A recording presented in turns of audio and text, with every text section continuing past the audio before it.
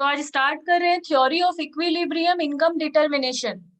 इसमें हम लोग करते क्या है, इसमें सबसे पहले हम लोगों को टर्मिनोलॉजी जानना जरूरी है कि ये सारे वर्ड्स का मीनिंग क्या है, वरना जब ग्राफ समझेंगे तो समझ में नहीं आएगा। तो सबसे पहला वर्ड है व्हाट इज एग्रीगेट डिमांड। हम लोग माइक्रो इकोनॉमिक्स में पढ़े हैं, डिमांड का मतलब होता है कोई भी चीज का डिजायर रखना और उसको खरीदने के लिए हमारे पास परचेजिंग पावर भी होना चाहिए। बट यहाँ वो डिमांड का बात नहीं हो रहा है, यहाँ बात हो रहा है, पहली बात ये मैक्रो इकोनॉमिक्स है, इसलिए यहाँ पे किसी इंडिविजुअल को लेकर बात नहीं हो रहा है, यहाँ पूरे कंट्री के लोगों का बात हो रहा है, इसलिए कहते हैं aggregate demand, that is total demand. अब यहाँ पर डिमांड का मतलब क्या है, देखो पहले कुछ टर्म्स है। पहला है कंजम्पशन एक्सपेंडिचर। कंजम्पशन एक्सपेंडिचर का मतलब होता है हम लोगों का हाउस होल्ड एक्सपेंडिचर, जो हम लोग अपना घर के लिए खर्च करते हैं, हाउस होल्ड एक्सपेंडिचर, इसको हम लोग कहते हैं कंजम्पशन एक्सपेंडिचर। ठीक है। दूसरा होता है इन्वेस्टमेंट एक्सपेंडिचर। इसका मतलब होता है हम लोग बिजनेस में जो भी पैसा इन्वेस्ट करते हैं उसको इन्वेस्टमेंट एक्सपेंडिचर कहते हैं। तो ये है हम लोगों का बेसिकली कैपिटल स्टॉक। जो भी चीज हम लोग बिजनेस में इन्वेस्ट करते हैं उसको कहते हैं इन्वेस्टमेंट एक्सपेंडिचर। तीसरा होता है गवर्नमेंट एक्सपेंडिचर। गवर्नमेंट जो भी खर्चा करता है उसको हम लोग कहते हैं गवर्नमेंट एक्सपेंडिचर। तीसरा होता है नेट एक्सपोर्ट। नेट एक्सपोर्ट मतलब हम लोग कुछ एक्सपोर्ट करते हैं और कुछ इंपोर्ट करते हैं, तो दोनों को अगर माइनस कर दे, मतलब अगर 100 का एक्सपोर्ट करते हैं और 60 का इंपोर्ट करते हैं तो अल्टीमेटली हम लोग 40 का एक्सपोर्ट करते हैं, इसलिए नेट एक्सपोर्ट। नेट मतलब एक्सपोर्ट माइनस इंपोर्ट। तो ये टर्म्स का मतलब ये है। अब एडी का मतलब क्या है, एडी का मतलब है it refers to the total demand for final goods and services in an economy during a given year। ऐसे सिर्फ डिमांड का मतलब होता है सिर्फ मेरा डिमांड, सिर्फ तुम्हारा डिमांड, सिर्फ इसका डिमांड, एक एक जन का डिमांड। हम लोग डिमांड किस चीज का करते हैं, कोई भी गुड्स का या फिर सर्विस का, कोई भी चीज का हम लोग डिमांड करेंगे। पर अगर पूरा कंट्री मिलकर जो डिमांड करेगा, पूरा इकोनॉमी जो डिमांड करेगा गुड्स और सर्विस के लिए, उसको बोलेंगे टोटल डिमांड, और वही है एग्रीगेट डिमांड। तो बेसिकली पूरा कंट्री का डिमांड अगर हो गुड्स और सर्विस को लेकर तो हम लोग बोलेंगे वो एग्रीगेट डिमांड है। अब एग्रीगेट डिमांड C प्लस आई प्लस जी प्लस एक्स माइनस एम, यहाँ C है ये, I है ये, G है ये, और इसको हम लोग कहते हैं x माइनस एम। तो ये चारों चीज इसको एक कहते हैं, तो इसका 4 कंपोनेंट है, 4 कंपोनेंट है इसका। कंपोनेंट्स मतलब 4 चीज मिलकर एडी बनता है। हम लोग गुड्स का डिमांड क्यों करते हैं, क्यों ये 4 इसका कंपोनेंट है।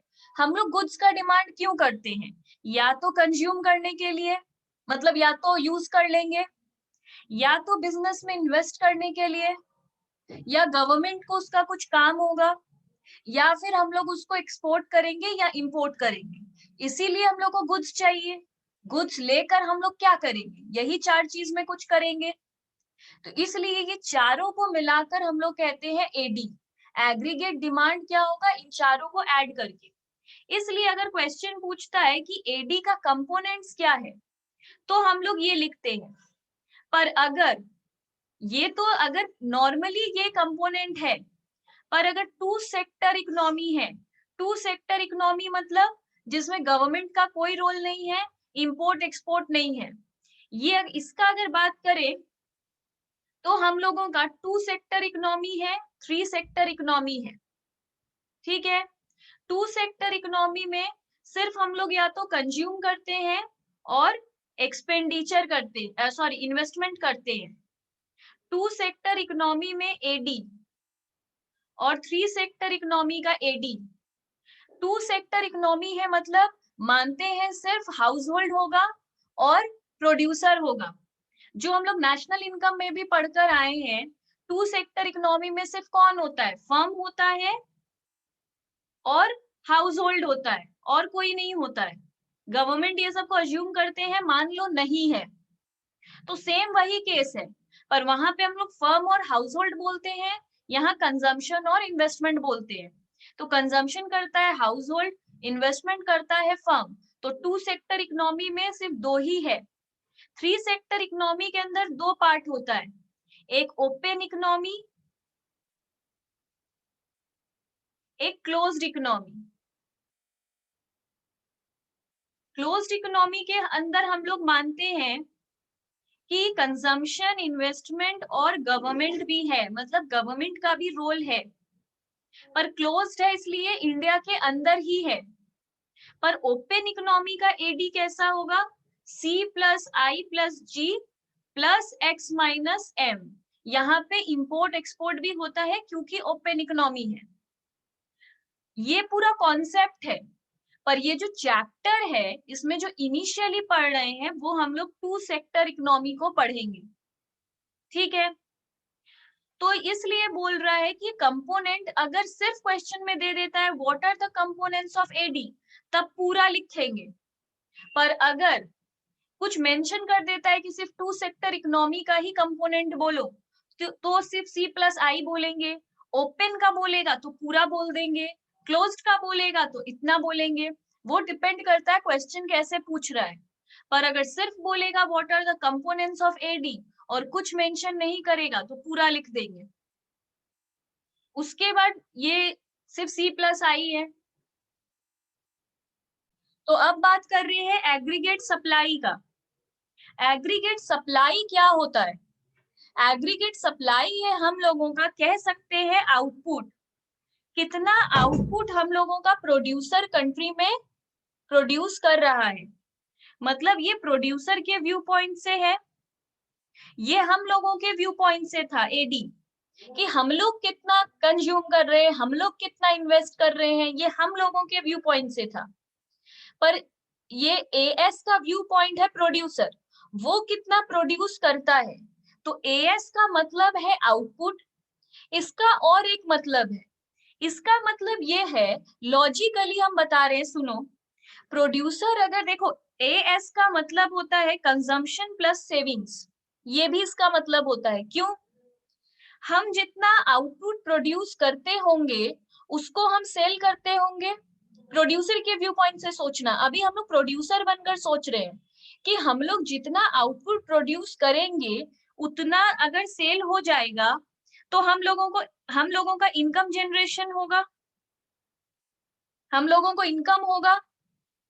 इनकम जब किसी इंसान को होता है तो वो उस इनकम से 2 चीज करता है, या तो उसको खर्च कर देता है या तो उसको सेव करता है। 2 ही चीज कर सकते हैं हम लोग इनकम का।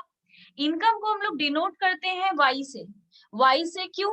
क्योंकि आई तो इन्वेस्टमेंट ले लेता है, तो अगर इसको भी आई से मतलब डिनोट करेंगे तो कंफ्यूजन होगा, इसलिए इसको वाई से करते हैं। अब स्टूडेंट का क्वेश्चन होता है फिर वाई ही क्यों? क्योंकि वाई रहता है यील्ड के लिए। यील्ड का मतलब भी होता है इनकम, इसलिए इस इनकम को हम लोग वाई बुलाते हैं, क्योंकि यील्ड, यील्ड मतलब कितना मिल रहा है, मिल रहा है इस इनकम, ये वाई वहां से आया है, इसलिए इनकम को वाई कहते हैं। तो अब क्वेश्चन ये है कि y equal to C plus S, मतलब अगर मेरा इनकम 100 रुपीज है तो हम उससे 40 खर्च कर देते होंगे, कंजम्पशन एक्सपेंडिचर, मतलब खर्च कर देते होंगे, और 60 रुपीज हम लोग सेव कर लेते होंगे। तो इसलिए y is equal to C plus S. और एग्रीगेट सप्लाई को हम लोग आउटपुट भी कह सकते हैं। क्यों? क्योंकि एग्रीगेट सप्लाई तो आउटपुट है, जितना बनाएंगे उतना ही इनकम आएगा। बनाए होंगे 100 रुपए का, तभी आउटपुट हम लोग 100 रुपए का बनाए होंगे, तभी इसको बेच के हमारे पास 100 आया है, और ये इसी 100 को हम यहाँ लिख रहे हैं। तो ये इनकम ही मेरा आउटपुट है और ये आउटपुट ही मेरा एएस है। तो एग्रीगेट सप्लाई को आउटपुट के लॉजिक से भी यूज कर सकते हैं, इनकम की तरह भी यूज कर सकते हैं। एएस को C plus S B, AS equal to C plus S B लिख सकते हैं, एनीथिंग। तो किसी भी आंसर में कुछ भी मिलेगा। अब हम लोग जा रहे हैं इसका डेफिनेशन में। As is the money value of all final goods and services, जो कि अभी हम बोले एएस क्या है, मनी वैल्यू है सारे गुड्स एंड सर्विसेज का। मनी वैल्यू है मतलब इनकम है। Available for purchase by an economy during a given period of time, मतलब इतना ही इकोनॉमी में परचेज हो सकता है, मतलब इतना ही हम सेल कर सकते हैं, जितना आउटपुट हम बनाएंगे उतना ही हम सेल कर पाएंगे। It is the flow of goods and services in the economy, ये फ्लो है, इतना ही हम बनाए, पब्लिक खरीदा, फिर मेरे को पैसा दिया, फिर हम बनाए, फिर वो लोग खरीदा, फिर मेरे को पैसा दिया, हम फिर उससे बनाए, और फिर ये, तो ये चलता जा रहा है, इसलिए फ्लो ऑफ गुड्स है। AS is same as national income. अब यहाँ पे एएस इनकम है, पर यहाँ किसी एक आदमी के इनकम का बात तो हो नहीं रहा है, यहाँ पे पूरे कंट्री के इनकम का बात हो रहा है। पूरे कंट्री के इनकम को हम लोग नेशनल इनकम कहते हैं, तो एएस को हम लोग नेशनल इनकम भी कह सकते हैं। तो अगर कहीं क्वेश्चन में नेशनल इनकम बोलकर क्वेश्चन पूछ रहा है, हमारे दिमाग में आना चाहिए एएस बोल रहा है, ठीक है। तो इस चैप्टर में नेशनल इनकम अगर बोल रहा है तो एग्रीगेट सप्लाई भी बोल रहा है। हम हर एंगल से लिखवा दिए हैं। एएस का मतलब है सी प्लस एस, एएस ही है वाई। सी का मतलब है कंजम्पशन, एस का मतलब है सेविंग, और वाई का मतलब है इनकम। अब ये सारे टर्म के बाद आते हैं कंजम्पशन फंक्शन। कंजम्पशन फंक्शन होता क्या है?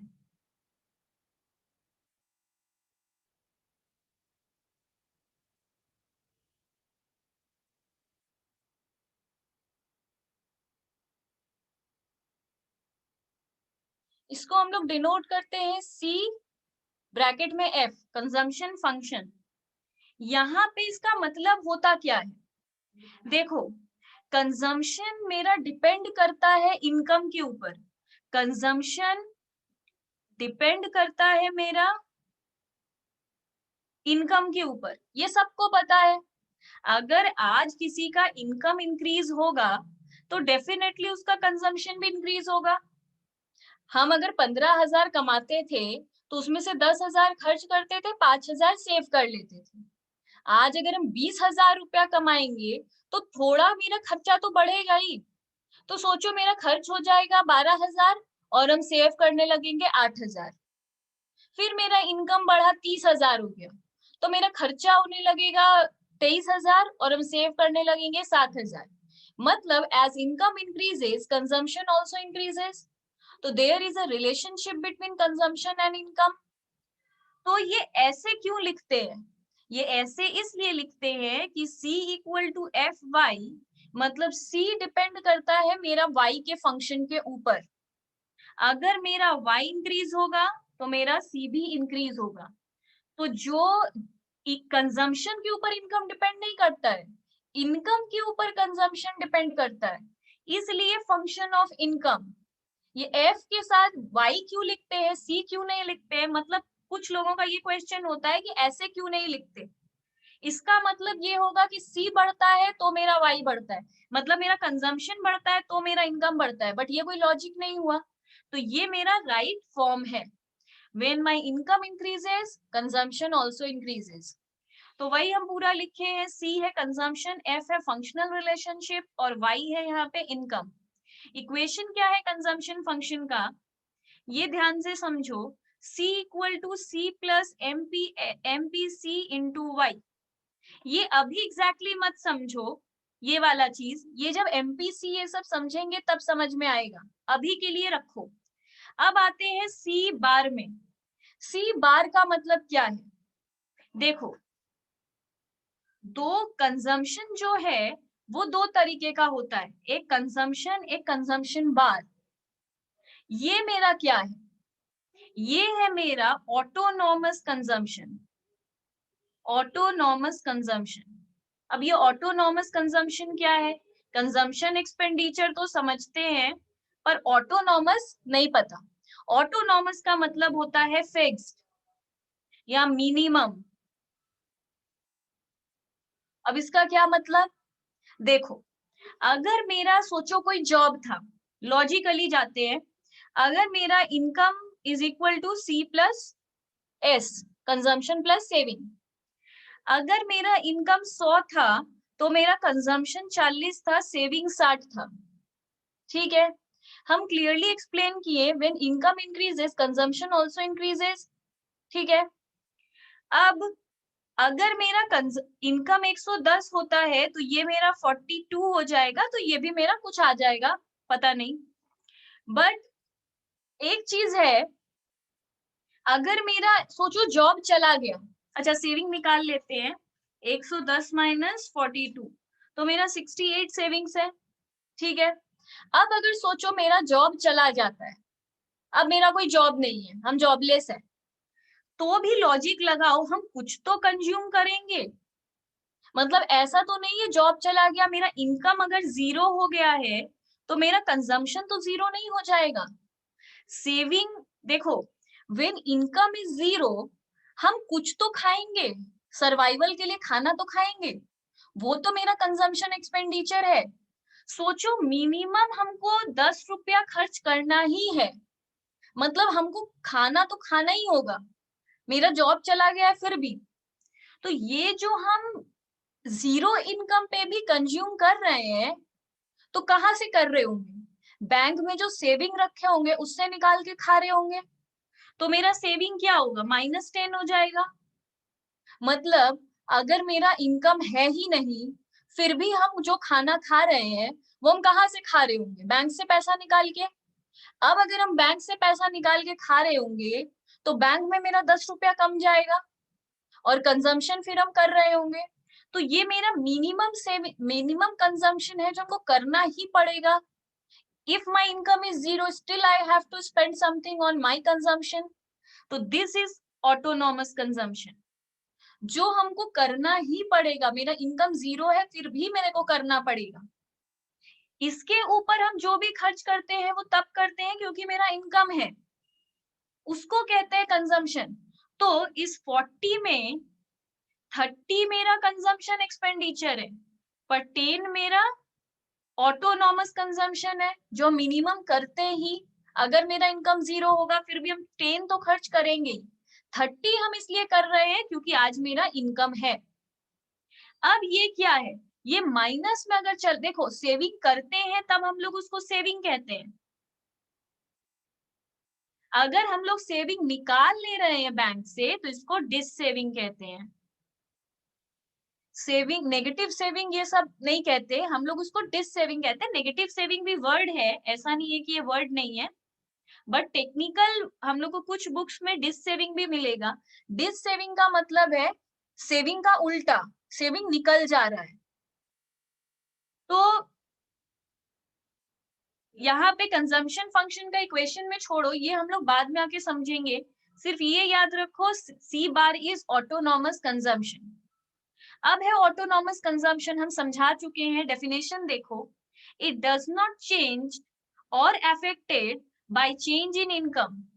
मेरा इनकम चेंज कितना भी हो जाए, ये चेंज नहीं होता है, ये तो मिनिमम है, मेरा रहेगा ही। तो ये हम कुछ भी कर ले, ये मेरा रहेगा, इट डज नॉट चेंज। तो ये मेरा ये इनकम के ऊपर डिपेंड नहीं करता है। ये जो कंजम्पशन फंक्शन में हम बोले कि सी डिपेंड करता है वाई के ऊपर, ये सी डिपेंड करता है, सी बार नहीं। सी बार वाई के ऊपर डिपेंड नहीं करता। वाई मेरा कितना भी रहे, 100 रुपया हो जाए, 0 हो जाए या 1000 हो जाए, मेरा बेसिक कंजम्पशन, मेरा ऑटोनॉमस कंजम्पशन तो 10 रुपया ही होगा। तो C bar does not depend on income, C depends on income, इसलिए यहाँ पे हम सी बार नहीं दे सकते। It is the minimum level of consumption, ये एक मिनिमम लेवल का कंजम्पशन है। इवन व्हेन इनकम इज 0, अगर इनकम मेरा 0 है फिर भी ये कंजम्पशन होगा। It is income inelastic. Income inelastic मतलब इनकम मेरा मतलब कुछ भी हो, consumption will not change. Demand inelastic किसको कहते थे, प्राइस इनइलास्टिक किसको कहते थे, कि प्राइस मेरा कितना भी चेंज हो जाए डिमांड चेंज नहीं होता। तो इनकम इन इलास्टिक यहाँ पे क्या हुआ, इनकम मेरा कितना भी चेंज हो जाए consumption will not change, it is denoted by C bar. अब हम लोग का टर्म है induced consumption. Induced consumption is this consumption. जो इतने देर से हम लोग कंजम्पशन का बात कर रहे हैं कि दो तरीके का कंजम्पशन होता है, ये ऑटोनॉमस कंजम्पशन है, ये इंड्यूस्ड कंजम्पशन है। बट इंड्यूस्ड अगर नहीं भी बोलते हैं तो इसको सिर्फ हम लोग कंजम्पशन एक्सपेंडिचर भी बोलते हैं। और अगर कोई पूछे इंड्यूस्ड कंजम्पशन क्या है, तो यही है ये वाला जो हम लोग नॉर्मल कंजम्पशन, जो फिक्स्ड नहीं है, जो इनकम बढ़ता है तो कंजम्पशन भी बढ़ता है, वो वाला कंजम्पशन इज इंड्यूस्ड कंजम्पशन। तो इंड्यूस्ड कंजम्पशन का डेफिनेशन क्या है, it is the expenditure which is affected by change in income. ये एक्सपेंडिचर अफेक्टेड होता है इनकम के चेंज होने से, जो हम लोग यहाँ पे पढ़ रहे थे। इनकम चेंज होगा तो कंजम्पशन भी चेंज होगा, ये कंजम्पशन इंड्यूस्ड कंजम्पशन है। It is indicated by MPC into Y. ये सब इंडिकेट क्यों कर रहे हैं, ये एमपीसी सम पढ़ेंगे तब समझ में आएगा, अभी रुक जाओ। It is the portion of consumption that varies with disposable income. Disposable income हम लोग नेशनल इनकम में पढ़कर आए हैं। डिस्पोजेबल इनकम वो इनकम को कहते हैं जहां पे जो इनकम से हम लोग टैक्स दे चुके हैं, जो अल्टीमेटली हम लोग का इनकम है। सोचो मेरे को इनकम हुआ है इस बार 150 रुपया, पर इस इनकम से अभी तक टैक्स नहीं दिए, तो ये क्या है, सिर्फ इनकम। इससे हम लोग टैक्स भी दे दिए, तो अब जो बचा ये 100 रुपया, ये है डिस्पोजेबल इनकम। ये हम पूरा घर लाएंगे, जो रुपया हम पूरा घर लेकर आएंगे जिससे सबको दे दिए हैं, ये सिर्फ मेरा रुपया है, इसको कहते हैं डिस्पोजेबल इनकम। तो बोल रहा है कि ये जो कंजम्पशन है, जब डिस्पोजेबल इनकम मेरा चेंज होता है तो ये कंजम्पशन भी मेरा चेंज होता है। अब हम लोग आ जाते हैं प्रोपेंसिटी टू कंज्यूम। ये प्रोपेंसिटी टू कंज्यूम क्या है, it is a schedule that shows consumption expenditure at different level of income in an economy. It is also called consumption function. तो मेन बात क्या है, कंजम्पशन फंक्शन बोले या propensity to consume बोले, meaning एक ही है। तो यहाँ अभी जो समझे वही मतलब है प्रोपेंसिटी टू कंज्यूम का।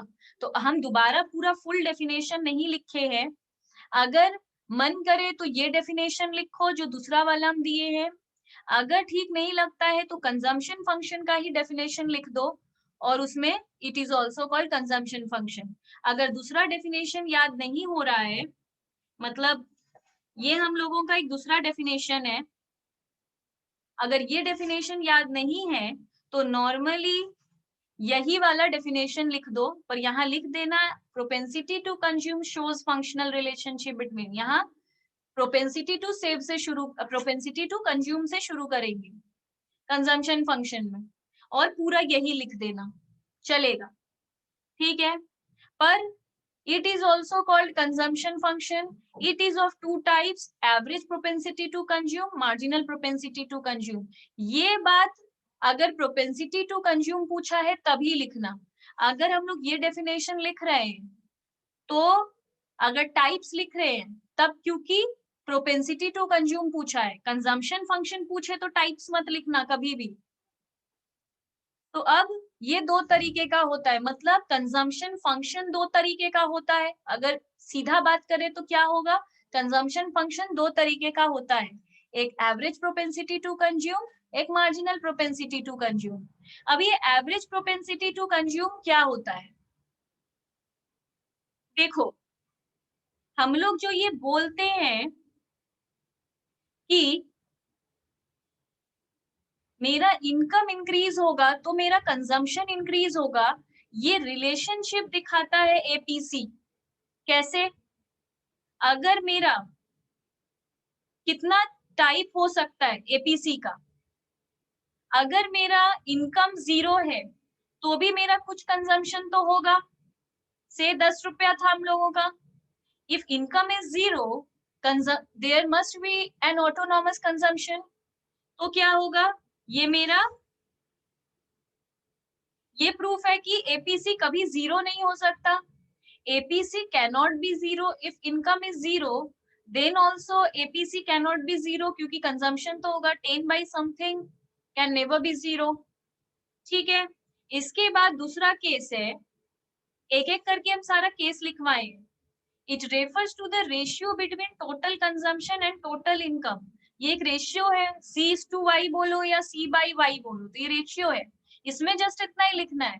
इसका फीचर कैसा है, प्रॉपर्टी कैसा है, APC is more than 1, APC 1 से ज्यादा हो सकता है। कैसे एपीसी 1 से ज्यादा कैसे हो सकता है, as long as consumption is more than national income before the break even point, APC is greater than 1। कैसे, अगर मेरा इनकम है 100 रुपया और हम खर्च कर देते हैं 110, तो हो सकता है 1.1। पर कोई पूछेगा कैसे आप खर्च कर दिए, जब आपका इनकम ही 100 रुपया है तो आप 110 कैसे खर्च किए, हम बोलेंगे सेविंग से निकाल के कर दिए। बहुत जन ऐसा करता है कि मेरा सोचो इस महीने का इनकम है 100 रुपया, पर मेरे को एक सामान पसंद आ गया है जिसका प्राइस है 110, तो हम इस महीने का पूरा इनकम तो लगा ही दिए, 10 रुपया और बैंक से निकाल लिए और 110 रुपए में जाके वो सामान खरीद लिए। तो ऐसा हो सकता है कि कंजम्पशन मेरा इनकम से ज्यादा है, तो मेरा एपीसी ज्यादा हो जाएगा। तो APC is more than 1 when consumption is more than income. तो वही बात हम लिखे हैं, as consumption, as long as consumption is more than national income, अगर कंजम्पशन मेरा नेशनल इनकम से ज्यादा हो before the break even point, break even point मतलब जब इक्वल रहता है, तो एपीसी इज ग्रेटर देन 1। अब बोल रहा है एपीसी इज इक्वल टू 1, ये भी क्लियर है, अगर हम 100 रुपया ही कमाते हैं और 100 रुपया ही खर्च कर देते हैं तो मेरा एपीसी कितना आ जाएगा, 1। तो एपीसी मोर देन 1 भी हो सकता है, एपीसी मेरा इक्वल टू 1 भी हो सकता है। दूसरा बोल रहा है APC is less than 1, less than 1 मतलब मेरा इनकम है 100 रुपया, हम खर्च करते हैं 40 रुपीज, तो मेरा एपीसी कितना आएगा, 0.40। तो एपीसी लेस देन 1 भी हो सकता है।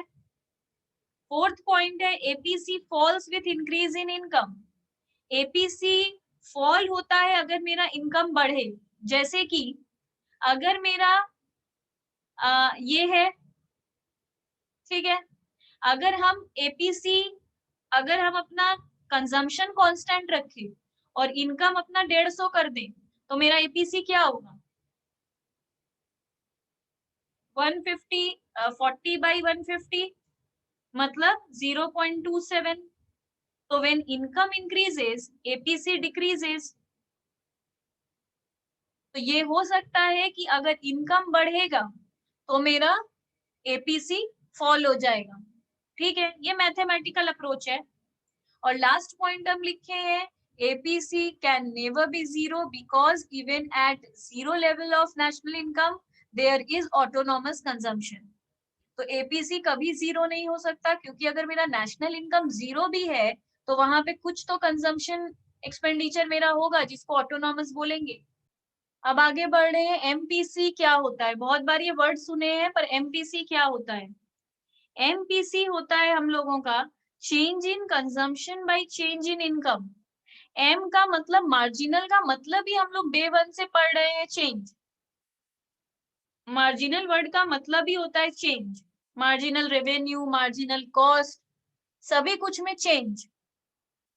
तो प्रोपेंसिटी टू कंज्यूम मतलब कंजम्पशन फंक्शन में क्या चेंज आया है, कंजम्पशन फंक्शन है C/Y, इसमें क्या चेंज आ रहा है। तो अगर हम बोले कि पहले मेरा इनकम 100 रुपया था तो हम 40 कंज्यूम करते थे, खर्च कर देते थे, तो अब मेरा इनकम अगर 150 है तो हम 50 रुपया खर्च करते हैं, तो चेंज इन कंजम्पशन कितना है, 10, मेरा चेंज इन इनकम कितना है, 50, तो 10/50 कितना हुआ,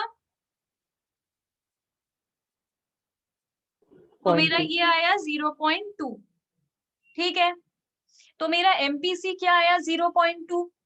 तो क्लियर है, डेफिनेशन में सिर्फ यही लिखना है कि it refers to the ratio of change in consumption to change in income, बस। एमपीसी का फॉर्मूला लिख देना है, change in consumption by change in income equal to del C by del Y.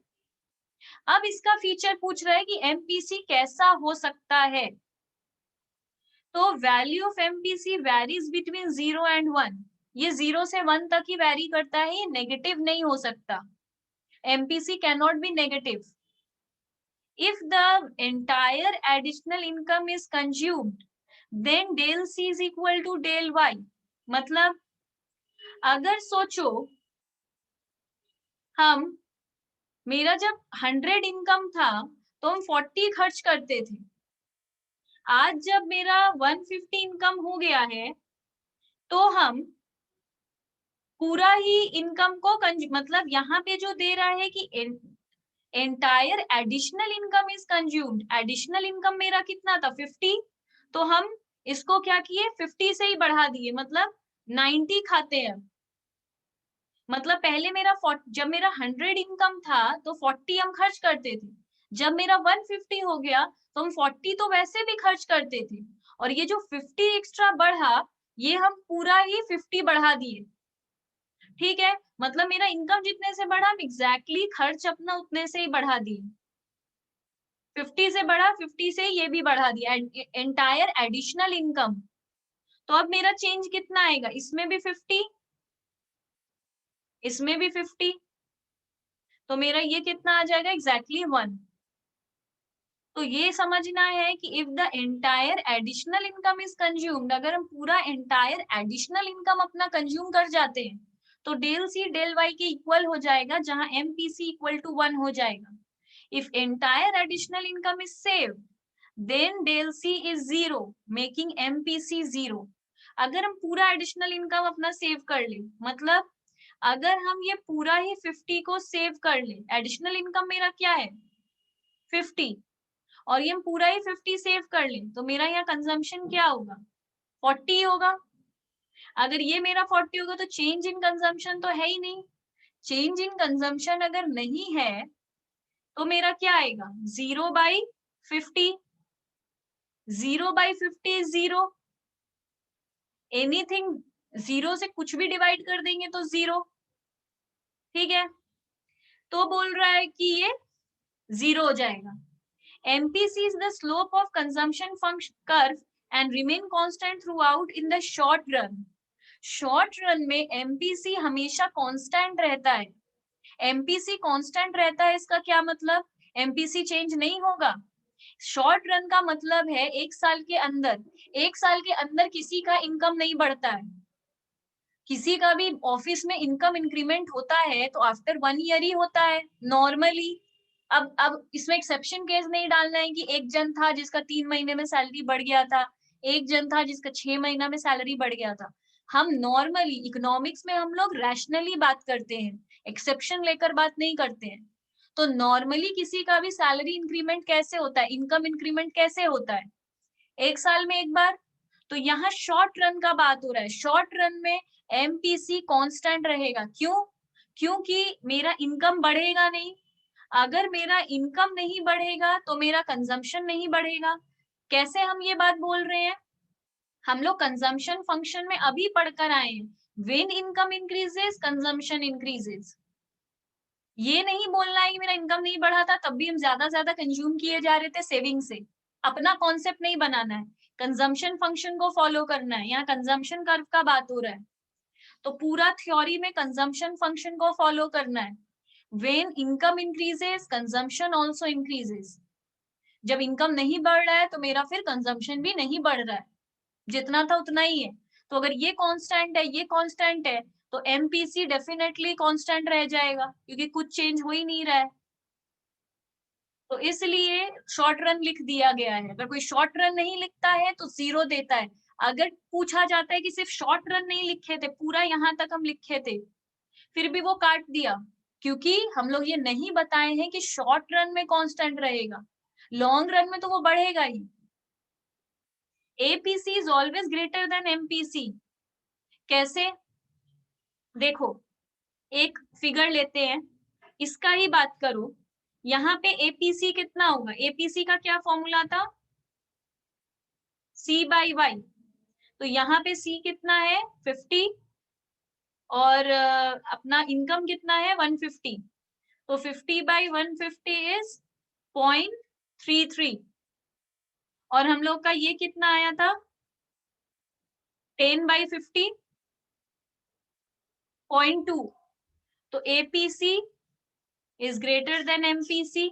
जब एपीसी सॉल्व किए तो 0.33 आया, जब एमपीसी सॉल्व किए थे तो 0.2 आया था। तो ये प्रूव करता है कि एमपीसी हमेशा एपीसी एमपीसी से हमेशा ज्यादा रहेगा। तो कंजम्पशन फंक्शन ओवर होता है जिसमें हम लोग का है average propensity to consume, marginal propensity to consume, ये पूरा पोर्शन ओवर। अब हम लोग घुसते हैं सेविंग फंक्शन में। सेविंग फंक्शन क्या है, देखो same as consumption function. Consumption function में इनकम और सी का रिलेशन था, इसमें इनकम और सेविंग का रिलेशनशिप है। When income increases, savings also increases. देखो, it refers to the functional relationship between saving and national income. सिर्फ इनकम वर्ड क्यों नहीं लिखते हैं जनरली, क्योंकि इनकम मतलब एक आदमी का इनकम, नेशनल इनकम मतलब यहाँ लोग कंट्री के इनकम का बात कर रहे हैं। और same S equal to f Y, Y change होगा तो एस भी चेंज होगा, इसलिए वाई फंक्शनल है और एस अकेला है। फिर हम इसका फुल फॉर्म लिख दिए हैं simply, equation of saving function S equal to C constant, ये छोड़ दो। एमपीएस का मतलब है मार्जिनल प्रोपेंसिटी टू सेव। अब कोई पूछे प्रोपेंसिटी टू सेव क्या है, तो सेविंग फंक्शन का दूसरा नाम है, तो सेविंग फंक्शन का ही दूसरा नाम है प्रोपेंसिटी टू सेव। तो सेम डेफिनेशन ही लिख सकते हैं, पर इसमें टाइप्स को भी घुसाना पड़ेगा। तो इसका आंसर कैसे है, it is a schedule that shows saving at different level of income in an economy. It is also known as saving function. It is of two types, average propensity to save, marginal propensity to save. अब आते हैं average propensity to save. Average propensity to save क्या है, S by Y. तो same average propensity to save है S plus Y. It means अगर मेरा income, same इसमें आ जाते हैं, हम यहाँ लिख देते हैं, ये मेरा इनकम है, ये मेरा सेविंग्स है, ठीक है, ये मेरा कंजम्पशन है। तो अगर मेरा इनकम था 100 और हम खर्च कर रहे थे 40, तो हम सेव कर रहे होंगे 60। जब मेरा इनकम हो गया 150 तो हम कंज्यूम कर रहे थे 90, तो हम सेव कर रहे होंगे 60, ठीक है। तो इसके लिए निकालते हैं एपीएस।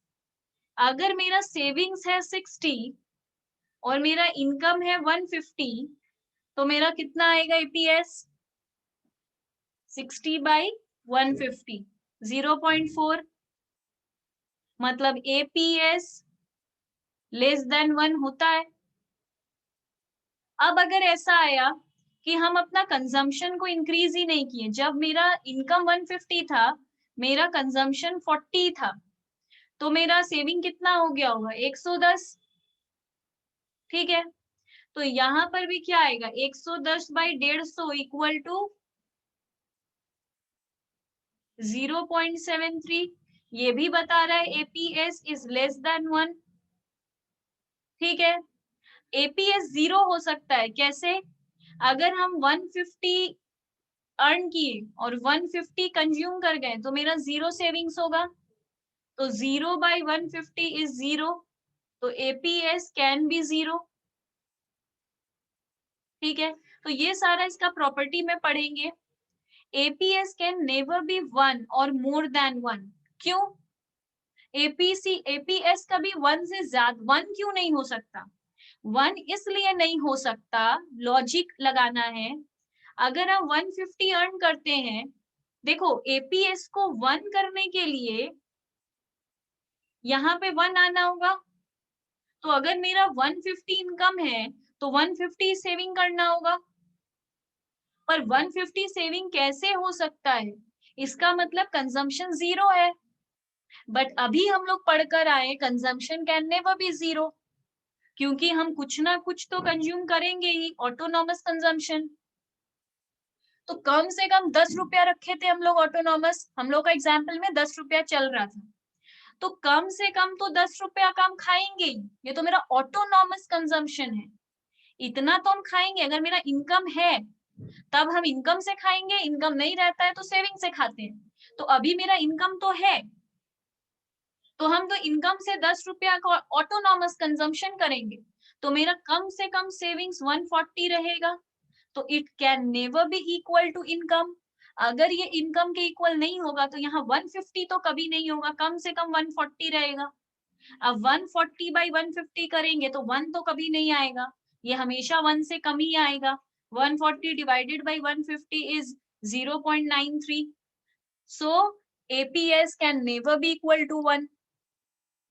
अब क्वेश्चन आता है more than one. More than one कैसे हो सकता है? हम जितना कमाते नहीं है उससे ज्यादा सेविंग कैसे करेंगे? मोर देन वन लाने का मतलब है कि यहाँ मेरा 160 आ जाए और हम 150 कमाते हैं, इसका मतलब है हम 150 कमाते हैं, 160 सेव कर देते हैं, तो 160 बाई 150 करेंगे तो ये मोर देन 1 आएगा, दैट इज 1.06। तो एपीएस कभी भी मोर देन 1 भी नहीं हो सकता, ये भी रॉन्ग है। तो लॉजिकली समझो, एपीएस कभी 1 से ज्यादा नहीं हो सकता, एपीएस कभी इक्वल टू 1 नहीं हो सकता। तो as saving can never be equal to 1 और मोर देन इनकम, क्योंकि सेविंग कभी इनकम के इक्वल या इनकम से ज्यादा नहीं हो सकता। APS can be zero, zero तो हो ही सकता है, वो तो हम भी बोले। कैसे? एट ब्रेक इवन पॉइंट, जहां consumption is equal to income होगा। अगर हम जितना कमाते हैं पूरा ही खर्च कर देते हैं कंज्यूम करने में, तो मेरा सेविंग होगा ही नहीं, सेविंग जीरो, तो APS is zero. APS can be negative, negative कैसे हो सकता है? जब मेरा इनकम है ही नहीं तो भी हम कुछ तो कंज्यूम करेंगे। कैसे कंज्यूम करेंगे? सेविंग से निकाल के। अगर हम सेविंग से निकाल के खर्च करेंगे तो मेरा एपीएस क्या आएगा? -10 by 0 equal to -10। Anything divided by 0 is, मतलब यहाँ ऐसे इंफिनिटी है बट हम प्रूफ कर रहे हैं इसको इकोनॉमिक्स व्यू पॉइंट से। ये -10 है तो ये भी -10 है, और ये -10 है तो एपीएस कैन बी नेगेटिव। तो यहाँ पे लिखा है at income levels which are lower than the break even point, APS can be negative when income exceeds, when consumption exceeds income. जब मेरा इनकम से ज्यादा कंजम्पशन होने लगेगा, मतलब मेरा इनकम था ही नहीं या कम था। सोचो मेरा, अगर सोचो मेरा 150 इनकम था और हम 160 खर्च कर रहे हैं, तो डेफिनेटली -10 हो रहा है, सेविंग से निकाल के ही कर रहे हैं। तो यहाँ ऐसा कर लो, अगर 10 बाई 150 करेंगे तो ये क्या आएगा? -0.06। तो ये माइनस हो गया क्योंकि यहाँ माइनस का साइन है, तो APS can be negative. Last है APS rises with increase in income, ये तो उसके फंक्शन में ही है, इनकम बढ़ेगा तो मेरा एपीएस भी बढ़ेगा। अब आते हैं एमपीएस में। एमपीएस में हम लोग को बोल रहा है it refers to the ratio of change in savings to change in total income. जो हमारा एमपीसी में था, एमपीसी में बोला था इनकम का चेंज और कंजम्पशन का चेंज, इसमें बोल रहा है इनकम का चेंज और सेविंग्स का चेंज, सेम बात है। अब इसमें क्या है? अब इसमें है हम लोगों का इसमें हम लोग का MPS equal to del S by del Y. Property क्या है? सिंपल है प्रॉपर्टी, अब समझना। हम लोग इसको रखते हैं, इसको रखते हैं अपने एग्जाम्पल में। अब हम लोग का बात हो रहा है अगर इनकम था पहले 150 तो सेविंग्स था पहले 60, अच्छा इसमें चेंज लाना है तो इसमें कर देते हैं 80। तो जब हम लोग का इनकम बढ़ा, हम लोग का सेविंग्स भी बढ़ा, ठीक है। तो MPS is equal to 1, MPS 1 हो सकता है if the entire additional income is save. जैसे कि एमपीएस 1 कब हो सकता है, जब पहले मेरा इनकम था 100, हम सेव करते थे 60, फिर मेरा इनकम हो गया 150, ये जो मेरा इंक्रीज हुआ 50, entire income, entire additional income कितना है 50, ये जो एडिशनल 50 था ये हम पूरा सेव कर दे रहे हैं। तो पहले जो सेव करते थे वो तो कर ही रहे हैं, अभी जो मेरा एडिशनल इनकम आया उसको भी हम पूरा सेव कर दे रहे हैं, तो ये हो जाएगा 110। तो मेरा एमपीएस का फॉर्मूला क्या है, del S by del Y. Del S कितना है 50, डेल वाई कितना है 50, तो ये आएगा 1। तो एमपीएस इज इक्वल टू 1 अगर हम अपना एंटायर एडिशनल इनकम सेव कर दें, हम जितना एक्स्ट्रा कमा रहे हैं वो पूरा सेव कर देते हैं, तो ये लाइन सही है। फिर बोल रहे एमपीएस 0 हो सकता है, ये तो हम अभी बोले, 0 कैसे हो सकता है, हम 100 था तब 60 सेव करते थे, अभी मेरा 150 हो गया तो भी हम 60 ही सेव करते हैं, ठीक है। तो मेरा क्या होगा, डेल एस मेरा कुछ नहीं, बाई 0 बाई 50, तो ये मेरा 0 आ जाएगा। तो if the entire additional income is consumed, तो जो हम 50 रुपए एक्स्ट्रा कमाए थे वो सेव किए ही नहीं, पूरा ही खर्च कर दिए। पहले जितना सेव करते थे आज भी उतना ही सेव कर रहे हैं, एक्स्ट्रा कुछ सेव नहीं कर रहे हैं। In such case del S is 0, del S तो 0 हो जाएगा, तब एमपीएस भी 0 हो जाएगा। तो एमपीएस 0 भी हो सकता है, 1 भी हो सकता है। आगे जाते हैं, MPS is the slope of saving curve. Slope क्यों, क्योंकि ये फिक्स्ड रहता है। यहाँ पे हम लोग पढ़े थे एमपीएस फिक्स्ड रहता है, स्लोप है, स्लोप था कंजम्पशन कर्व का, and it remain constant through out. अच्छा ये लाइन उसमें भी ऐड कर दो, यहाँ ये देगा अलग से, एंड इट रिमेन कांस्टेंट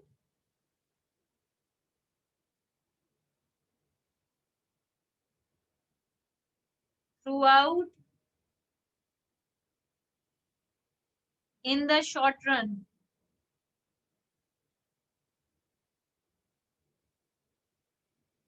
ठीक है, तो ये सेम कॉन्सेप्ट है जो भी पीछे समझाए। अगर मेरा, तो ये हम लोग कर दिए, it remain constant through out in the short run, ठीक है। तो यही जो वहां पे हम समझाए कि ये हम लोगों का एमपीसी, हम लोग का कंजम्पशन कर्व का ये है, क्योंकि हम लोग का कंजम्पशन इनकम शॉर्ट रन में तो फिक्स्ड होगा, अगर हम लोग का इनकम शॉर्ट रन में फिक्स्ड होगा तो हम लोग का सेविंग भी शॉर्ट रन में फिक्स्ड ही होगा। जैसा कि हम बोले इनकम नहीं बढ़ता एक साल के अंदर, तो हम लोग का सेविंग का स्ट्रक्चर भी चेंज नहीं होता होगा, पहले 50 सेव करते होंगे तो अभी भी 50 ही सेव करते होंगे, क्योंकि इनकम इंक्रीज नहीं होगा तो सेविंग भी इंक्रीज नहीं होगा। यही बता रहा है सेविंग फंक्शन। सेविंग फंक्शन बोलता ही है कि सेविंग तभी इंक्रीज होगा जब इनकम इंक्रीज होगा, अगर इनकम इंक्रीज हो ही नहीं रहा है शॉर्ट रन में तो सेविंग भी इंक्रीज नहीं होगा, इसलिए सेविंग कर्व कांस्टेंट रह जाता है, इसलिए एमपीएस इज कांस्टेंट। अब बोल रहा है एपीसी और एपीएस का क्या रिलेशनशिप है, ये बहुत इंपॉर्टेंट क्वेश्चन है। ये आईएससी में 2019 में आया, 2016 में आया है, और बीकॉम में भी बहुत बार इससे हम लोगों को बड़ा बड़ा क्वेश्चन आता है, इन लोगों को 3 मार्क्स का आया है, बट बेसिकली ये क्वेश्चन इंपॉर्टेंट बहुत है, एपीसी और एपीएस का रिलेशनशिप। तो देखो, sum of APC and APS is equal to 1। कैसे, हम बोलते हैं APC plus APS is equal to 1। कोई बोलेगा कैसे, मतलब कैसे ये 1 हो गया, तो it can be proved as under, we know APC is plus APS is equal to 1। दूसरा बात हम लोग को पता है y equal to C plus S, और हम लोग को पता है y equal to C plus S, तब से यही पढ़ रहे हैं हम लोग पूरे फंक्शन में। Dividing both sides by y we get, अगर हम लोग दोनों साइड को y से डिवाइड कर दें, मतलब इसको भी और इसको भी, तो ये क्या बन जाएगा, y by y 1, c by y क्या बन जाएगा, APC, और s बाई y क्या बन जाएगा, APS। फॉर्मूला यही है। तो ये बोल रहा है because income is either used for consumption और फॉर सेविंग, इनकम या तो हम लोग कंजम्पशन के लिए यूज करते हैं या फिर सेविंग के लिए। तो अगर 3 मार्क्स का आता है तो सिंपली यही कर कर दिखाना है और कुछ भी नहीं। अब हम लोग से क्वेश्चन पूछ रहा है what is the relationship between MPC and MPS। तो सेम बात है, MPC और MPS is equal to 1, same बात है, MPC plus MPS equal to 1। ठीक है, ये आंसर हम पूरा लिखवाए नहीं है पर हम ये समझा देते हैं। ये वाले का हम लोग का फॉर्मूला क्या है, MPC का फॉर्मूला क्या है, del C by del Y plus इसका फॉर्मूला क्या है, अच्छा ये वाला, अच्छा ये वाला जो रिलेशनशिप है ये हम थोड़ा बाद में समझाते हैं, इसमें मेरे को एक क्वेश्चन था इसलिए हम वो लिखवाए नहीं है, ये हम बाद में लिखवाते हैं। अब हम लोग आगे बढ़ते हैं, what is linear consumption function. इतने देर से हम लोग सुन रहे हैं कंजम्पशन फंक्शन, पर लीनियर कंजम्पशन फंक्शन क्या है। देखो, कंजम्पशन फंक्शन में हम लोग किस कंजम्पशन का बात कर रहे थे, हम बहुत क्लियरली बोले थे वहां पे, बहुत क्लियरली कि C is equal to F plus F equal, मतलब FY, Y के ऊपर ये C डिपेंड करता है। ये कौन सा कंजम्पशन था, इंड्यूस्ड कंजम्पशन था। जो हम लोग का इनकम बढ़ता है तो कंजम्पशन भी बढ़ता है। तो हम क्या बोले थे, when income increases induced consumption also increases. ऐसे इंड्यूस्ड लिखते नहीं है, सिर्फ कंजम्पशन का मतलब इंड्यूस्ड ही होता है, वो फिक्स्ड वाला बोलना होता है तो उसको ऑटोनॉमस बोलते हैं, इसको इंड्यूस्ड नहीं बोलते। तो when income increases consumption also increases, ये हम लोग कहाँ पढ़े थे, कंजम्पशन फंक्शन में। लीनियर कंजम्पशन फंक्शन में हम लोग क्या पढ़ते हैं, ऐसे इस C के बारे में। लीनियर का वर्ड का मतलब ही होता है स्ट्रेट, मतलब फिक्स्ड। ये लीनियर का मतलब ही है, हर जगह स्ट्रेट लाइन नहीं चलता है, कहीं कहीं फिक्स्ड होता है। तो if the consumption function is given on the assumption of constant marginal propensity to consume, it is called linear consumption function. Constant marginal propensity to consume मतलब marginal propensity to consume पहले जितना था आज भी उतना ही है। जैसे पहले मेरा 100 था तो मेरा कंजम्पशन था 40, अब मेरा 150 से बढ़ा और हम एंटायर एडिशनल इनकम को अगर खर्च कर दे तो ये मेरा 90 हो गया था, तो ये मेरा क्या हुआ 50 बाई 50, तो ये 1 आया था। अब अगर हम फिर से वही करें, मेरा 200 आया, मतलब मेरा इनकम 200 हो गया, फिर हम अपना एंटायर कंजम्पशन को, जितना मेरा एंटायर इनकम आया उसको हम फिर से पूरा खर्च कर दिए तो ये 130, तो फिर मेरा कैसा आएगा 50 बाई 50 इक्वल टू 1। तो हम मार्जिनल प्रोपेंसिटी टू कंज्यूम को कांस्टेंट रखे हैं, पहले मेरा 1 था अभी भी मेरा 1 ही है। इनकम जितना भी बढ़ जाए कंजम्पशन वैसे ही बढ़ता है जिससे मेरा marginal propensity to consume constant रहता है। तो अगर मेरा कोई बोलता है कि मेरा मार्जिनल प्रोपेंसिटी टू कंज्यूम मेरा कांस्टेंट है, तो इसका मतलब है हम कोई भी एंटायर एडिशनल इनकम को सेव नहीं करते हैं, हम हमेशा अपना एंटायर एडिशनल इनकम को खर्च कर देते हैं।